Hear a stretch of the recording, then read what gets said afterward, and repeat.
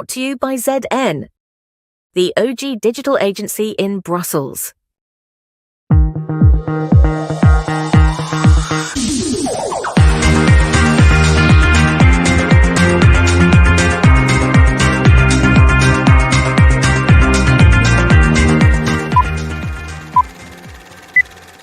And live from Brussels and Lisbon, it's ZN Live on this very exciting day of, almost a weekend of elections. So remember to vote.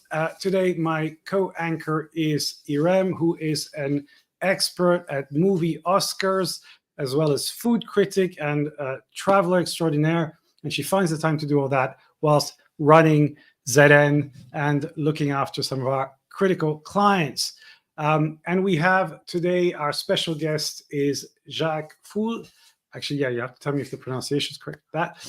Who is an expert at digital communication. He's actually come from an agency background, working with the likes of Fleischmann and Ogilvy Lab, as well as Clear Europe. So you're a trainer, a communicator, and basically you have an extensive Brussels and EU experience. And next week, you are coming physically in Brussels for a workshop on AI, which of course has been the big topic of the year. We had a huge wave of hype, I would say, last year.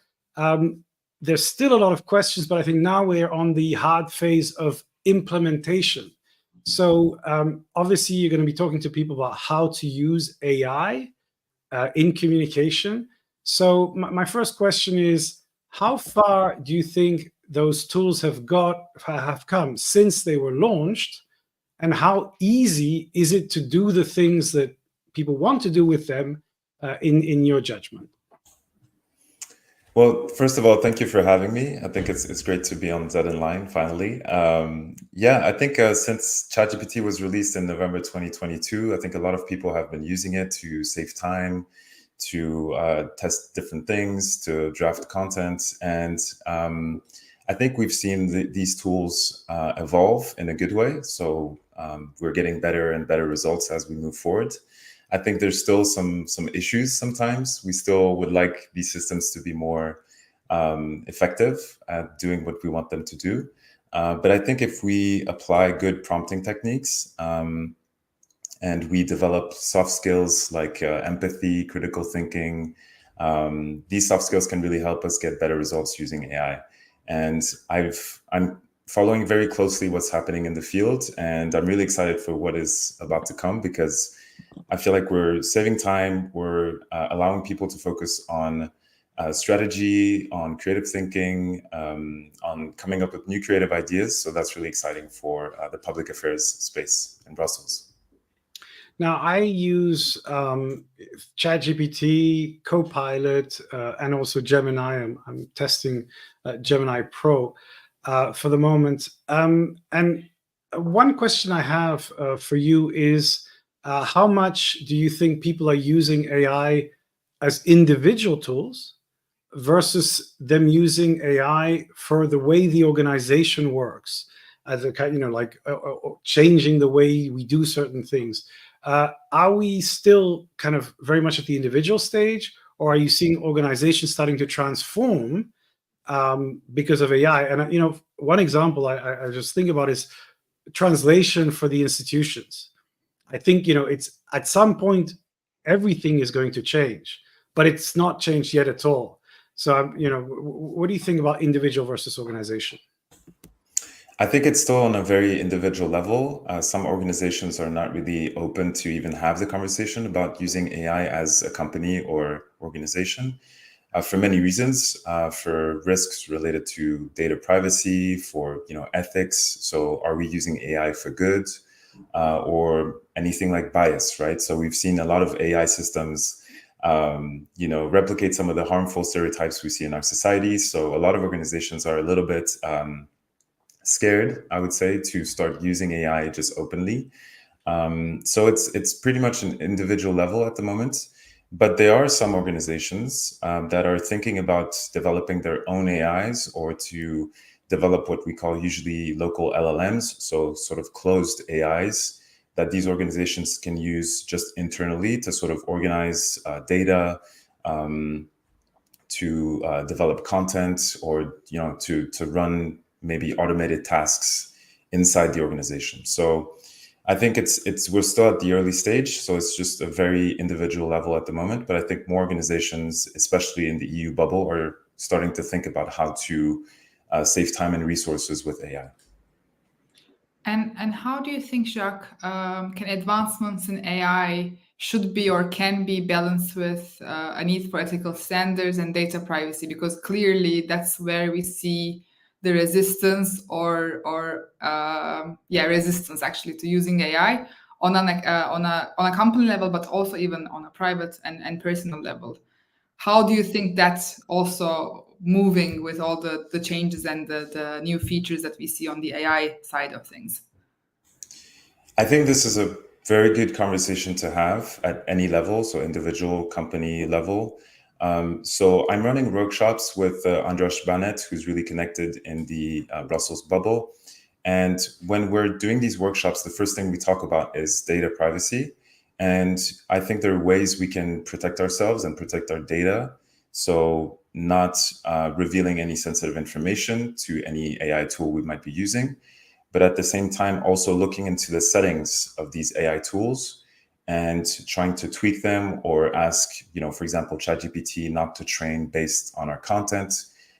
So there are ways we can protect ourselves. So first of all, not sharing sensitive information, anything like names, email addresses, very private information, but also looking into the settings of these tools and making sure that we're ticking basically all the boxes.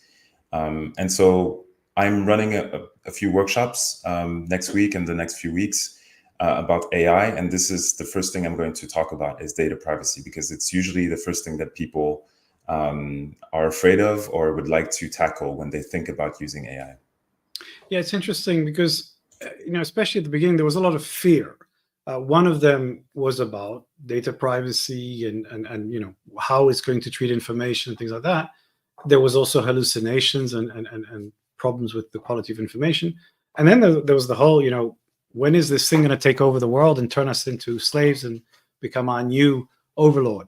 And basically, I feel that now we're in a more pragmatic space saying, okay, how can I use this to do my job better?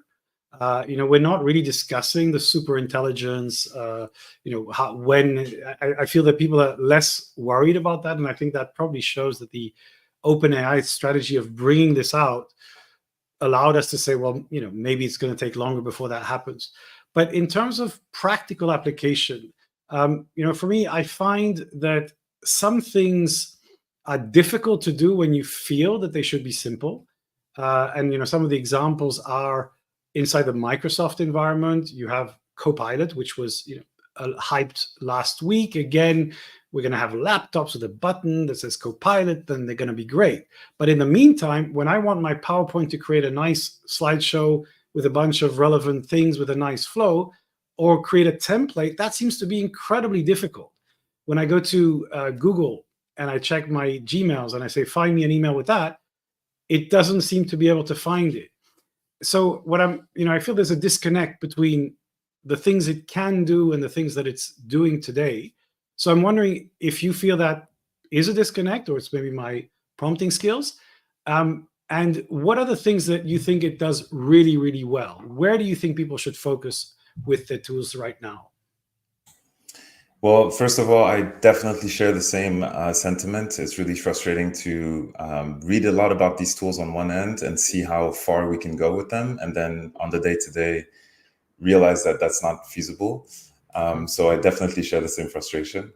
I think what could really help us is improve our prompting skills, because sometimes with the right prompt, you can get the right answer. So it's really good for basic tasks like finding specific insights, developing content. These are very simple tasks. But when it comes to automating or using these new tools that Microsoft has just released, the Copilot, for example, I think we're still very early in this process, and even Microsoft probably has a lot of bugs and things going on. So that's why we're not sometimes getting the results we want. But I think it's a learning process. I think we'll get there slowly but surely.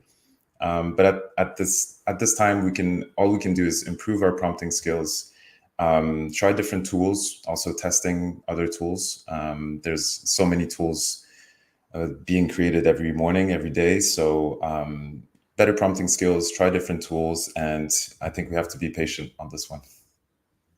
Yeah, and for me, I find that using it as a writing partner, so you write your outline and you say, help me to structure this. I think it's really useful because I like to anyway exchange my thoughts with someone, and it kind of says, well, this is a better structure. What is, helping to formalize it. I also think very interesting for Brussels and the international kind of environment we're in is that a lot of people speak English in their second language. And for them, I think ChatGPT or Copilot means that they can suddenly write, not have to worry about the writing. It suddenly becomes, quite smooth. And so they can really concentrate on what they're trying to say. So I think that space, it's very useful. And just generating ideas, generating headlines, generating different things. I think it's fantastic. So I think there we're probably saving a lot of people a lot of time who would maybe spend 3 times longer writing that specific email. Now, there's one very interesting thing I find with especially with OpenAI and ChatGPT, which is now open to everyone because it used to be only for the premium subscribers. And it's the creation of a GPT. For those who don't know, a GPT is a little instance of your AI, but on a specific set of prompts. So you kind of pre-prompt it so that you give it instructions and it replicates those instructions, and you can feed it with a data set. How are you using GPTs, and how useful do you think they are in using those tools? So I think these custom GPTs or GPTs are very useful, especially for people who use ChatGPT on a regular basis and they find themselves using the same prompts over and over again. Like, for example, please proofread this text, give me ways that I can summarize or improve this text.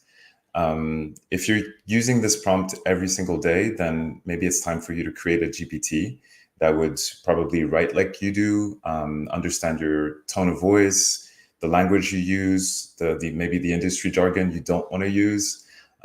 So by creating your own GPT, you can really have a more personalized experience, more tailored results, and this eventually will help you save time. And I use a lot of my GPTs. I have several of them for brainstorming, for proofreading text, for also finding insights in large documents. So I think that's also something really key for public affairs professional, for example. If you're getting a lot of reports, a lot of very long, dense documents, you can simply ask, please review this document, find the 3 takeaways that I should remember.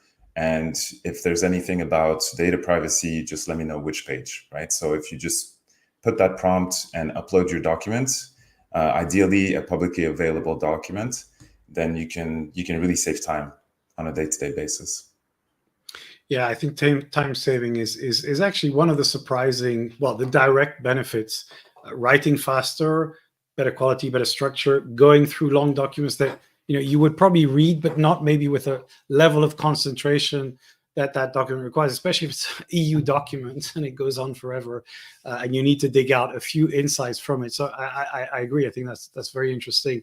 Now, moving on to the bigger communication landscape, you obviously, you have a digital communication background, and we are about a few days from the election, or at least it started in some European countries. It finishes on the 9th, and that's been a big kind of moment in time. There was a lot of discussions about how AI might transform the election with misinformation.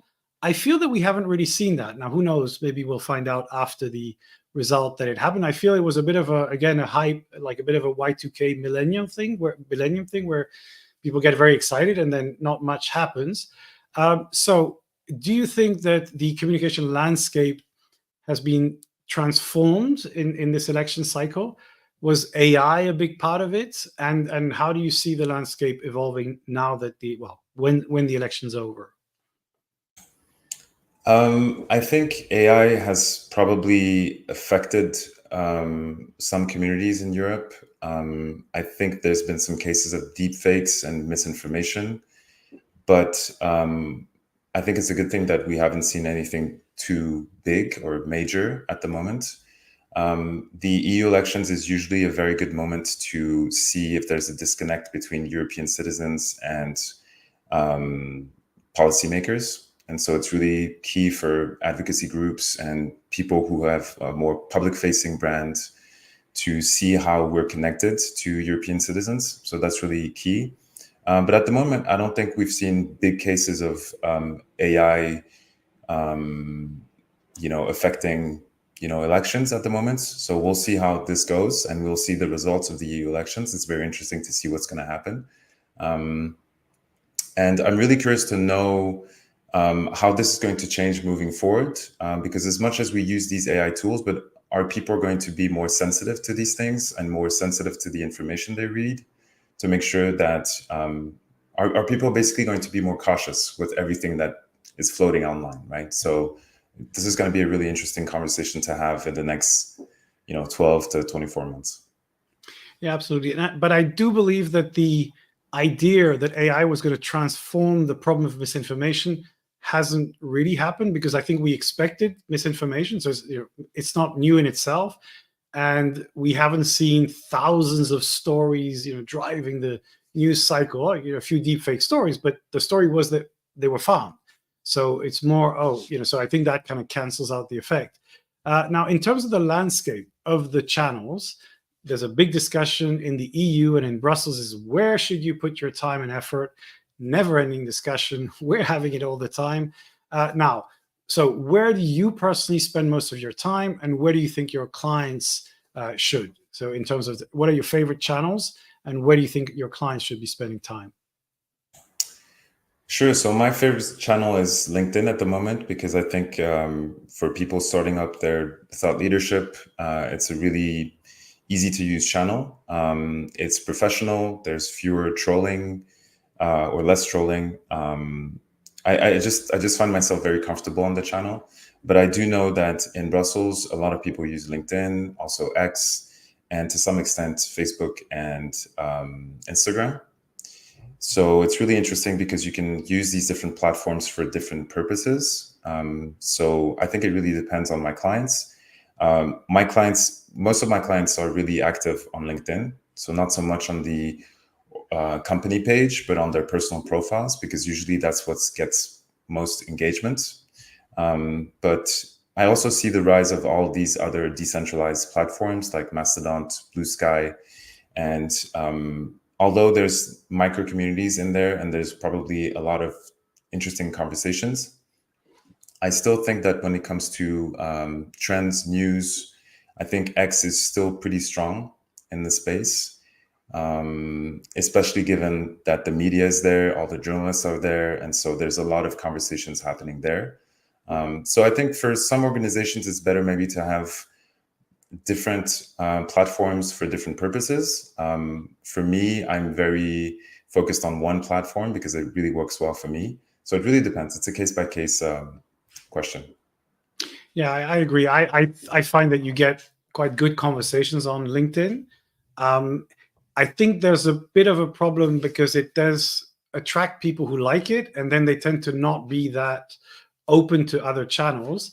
And the difficulty that I think we have is that you have to be in other channels depending on where your audience is, not depending on your personal preferences. That's like saying, if I love TikTok, I'm not going to look at LinkedIn because it annoys me. Well, if you're a communicator, you need to be looking at those things. I would say, LinkedIn and X, and as I said, X has been incredibly resilient. If you look back at the discussions we had almost a year ago, where people were saying it's the end of X, it's not. It's really, it has survived. I don't think now you can really write it off. I think it seems to be kind of holding its role. And the other channels, the Threads, the Mastodon, Blue Sky, I think are just kind of floating around and trying to find micro communities, which maybe works on those very specific topics, but haven't really found a strong ground. And I think, Instagram I definitely think for certain audiences and certain topics, done well can be very powerful, and that includes in EU and in climate, energy, certain topics. So I think that's very true. But it's interesting how resilient these channels are. There's a new channel called Air Chat where people are talking. It's like a Twitter but for voice, which I saw a lot of people get very excited about, but it felt a lot like kind of Clubhouse. Like it's going to come and go. So who knows? Now, I think that the questions people are going to ask themselves now is, what do we do going forward?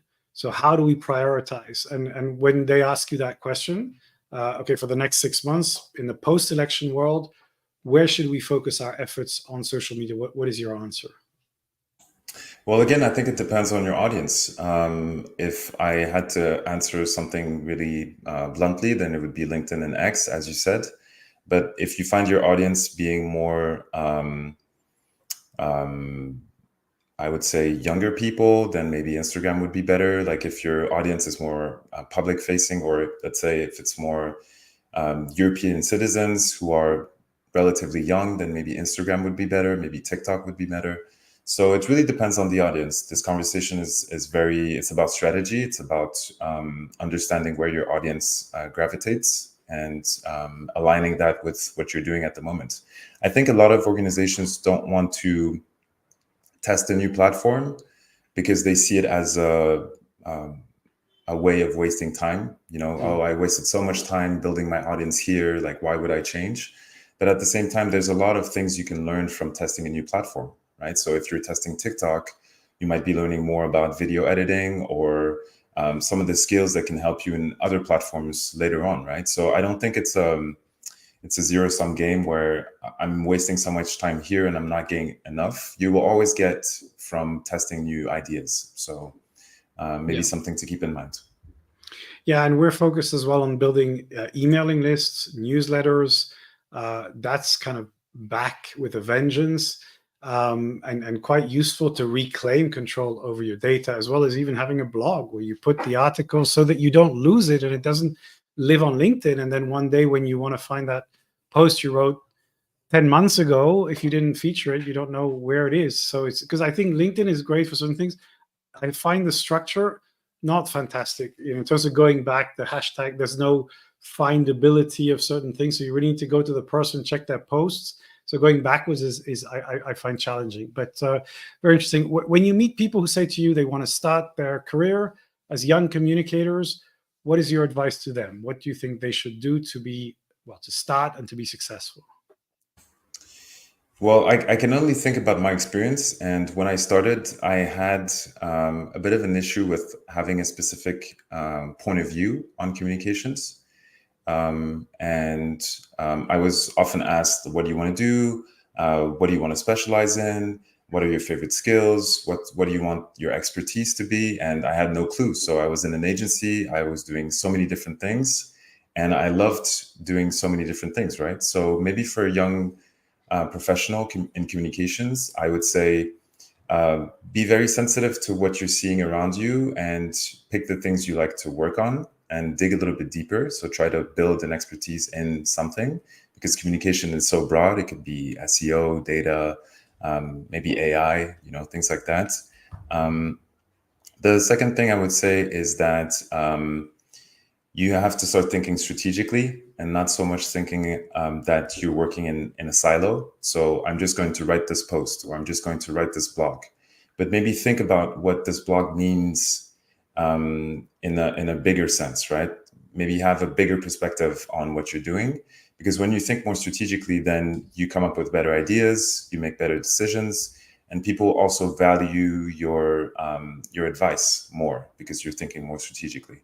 So I think those would be the two recommendations I would have. Think about having a point of view, thinking more strategically, and not also just not being so scared of trying new things, because when we're starting in a new career, it can be really challenging to step in and step up. But not being afraid, asking questions, and yeah, I think everything will go well with these three pieces of advice. Excellent. Okay, so now moving on to our recommendations for the week.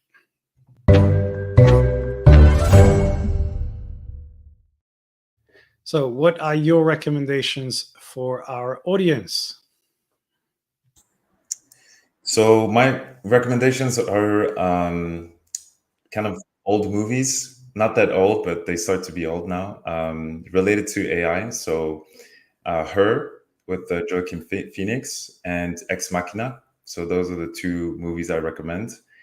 And then I would recommend maybe two YouTube channels. The first one being The Future. So The Future is sort of a group of creative professionals. So really interesting to read more about creativity, business advice, and entrepreneurship.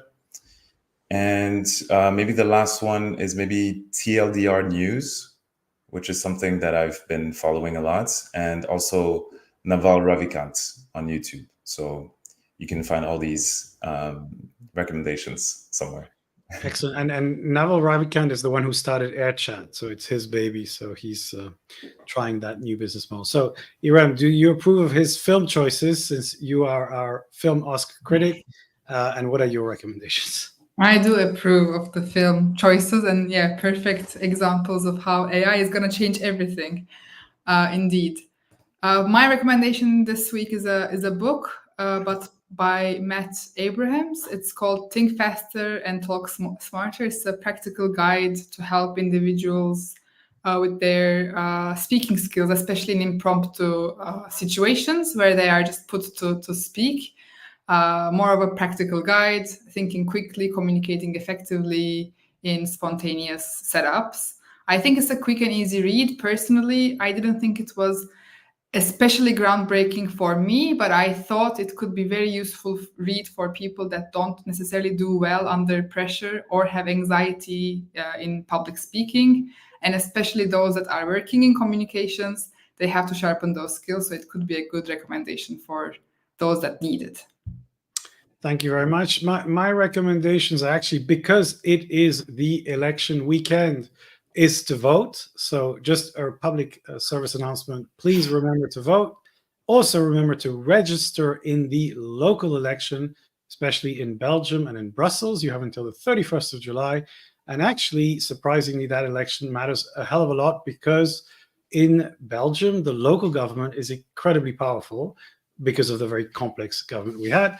We discussed this last week at an event organized by Restless Brussels. We're running a campaign called Vote Brussels, so I want to kind of plug this here, so check it out. Basically, we're trying to get people more involved in the international community more involved in Brussels politics. I posted something on LinkedIn about that last week, about why Brussels should be an international superstar, and the international community can make that happen.